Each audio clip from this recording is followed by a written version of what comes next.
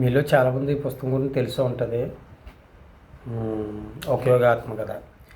దీంట్లో పరమహంస యోగానంద గారు వాళ్ళ గురువుగారు శరీరం విడిచిపెట్టేస్తారు. శరీరం విడిచిపెట్టేస్తే అప్పుడు ఈయన ఎక్కడ ఉంటారు, తర్వాత ఈయన ఎక్కడ ఉండగా పరమహంస యోగానంద గారు ఎక్కడ ఉండగా ఈయన శరీరం విడిచిపెట్టేస్తారు. తర్వాత ఎక్కడ ఉంటారు వస్తారు, అదే సంథింగ్ అక్కడ ఏదో జరుగుతుంది. ఆ తర్వాత ఏమైందంటే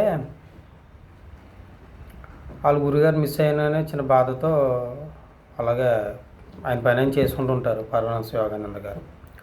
ఒకసారి అయితే మంచం మీద కూర్చుని, తెల్లవారుజామున అనుకుంటా, మంచం మీద కూర్చుని మెడిటేషన్ ధ్యానంలో కూర్చుని ఉంటారు. ధ్యానంలో కూర్చుంటే పైన 2 స్టేర్లు అనుకుంటా ఒక వెలుగు, పెద్ద వెలుగు, ఆ బయట నుంచి పెద్ద వెలుగు వస్తుంటుంది.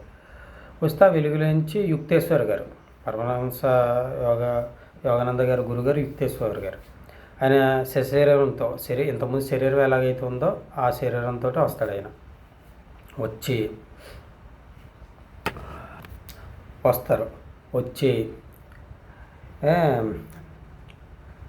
అతను పలకరిస్తారు. యోగానంద అంటారు. యోగానంద అంటే ఈయన ఏంటో గురుగారిలా ఉన్నారు అని అనుకుంటారు. ఈయన వెళ్ళి ఒక్కసారిగా పట్టేసుకుంటారు. స్వామి ఏంటి స్వామి ఇలా చేశారు, నేను లేకపోవడం చూసి మీకు ఇది ఏమైనా న్యాయమా అని అంటే, ఇలాగ సంథింగ్ కొంచెం ఏదో జరుగుతుంది డిస్కషన్ అయిపోయిన తర్వాత ఇతను వదలడు, గట్టిగానే పట్టేసుకుని ఉంటాడు.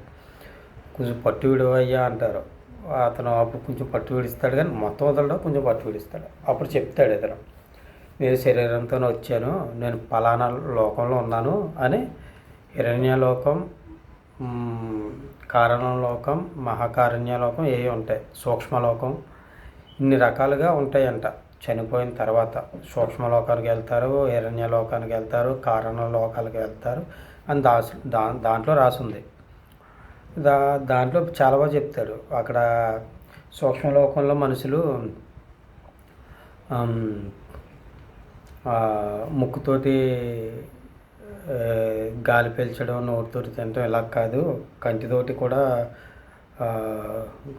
సువాసనని చూస్తారు, చెవులతోటి మాట్లాడతారు అని చాలా బాగా చెప్పారు.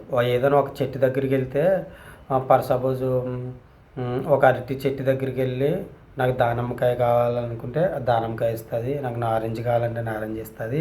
లేదా ఒక నారింజ చెట్టు కాడికి వెళ్ళి నాకు గులాబీ కావాలంటే గులాబీ ఇస్తుంది.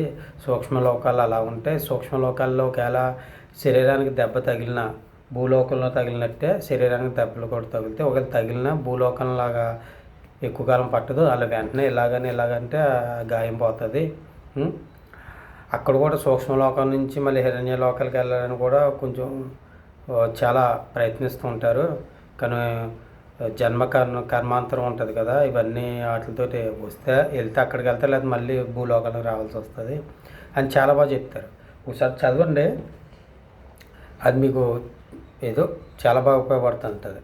ఎందుకంటే ఒక యోగ ఆత్మకథ అనేది చాలా పెద్ద వాళ్ళు చదివింది. రజనీకాంత్ గారు కానీ, పవన్ కళ్యాణ్ గారు కానీ, చాలామంది పెద్ద వాళ్ళు చదివింది. ఒకసారి చదవండి, చాలా బాగుంటుంటుంది.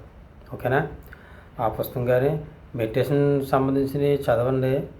అలాగని యోగులు అయిపోతామని కాదు, ఏదో పీస్ ఆఫ్ మైండ్ ఉంటుందని. ఎందుకంటే మన లైఫ్లో మానవ జన్మ ఎత్తిన తర్వాత మనకి బోల్డ్ అనే సమస్యలు, అది మ్యాక్సిమం చాలామందికి ఉండే సమస్య ఏంటంటే, ఫస్ట్ ఆర్థికంగా, నాకు ఉండొచ్చు, మీకు ఉండొచ్చు, ఎవరికైనా ఉండొచ్చు. అవి మెడిటేషన్ వల్ల కొంచెం ధైర్యం వస్తుంది, మార్గాలు దొరుకుతుంటాయి. ఓకేనా?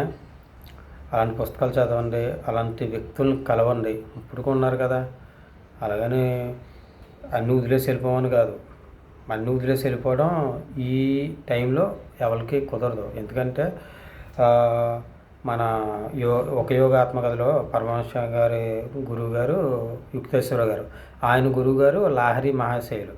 మరి ఆయన పెళ్ళి చేసుకున్నారు. పెళ్ళి చేసుకుని సంసారం చేసి అన్నీ చేసినా అని ధ్యానంలోకి వచ్చి ఒక గురువుగా అందరికీ చాలామందికి బోధన తెలిపారు. ఇన్నలాగా ఏదో మొత్తం అన్నీ వదిలేసి వెళ్ళిపోవడం తప్పు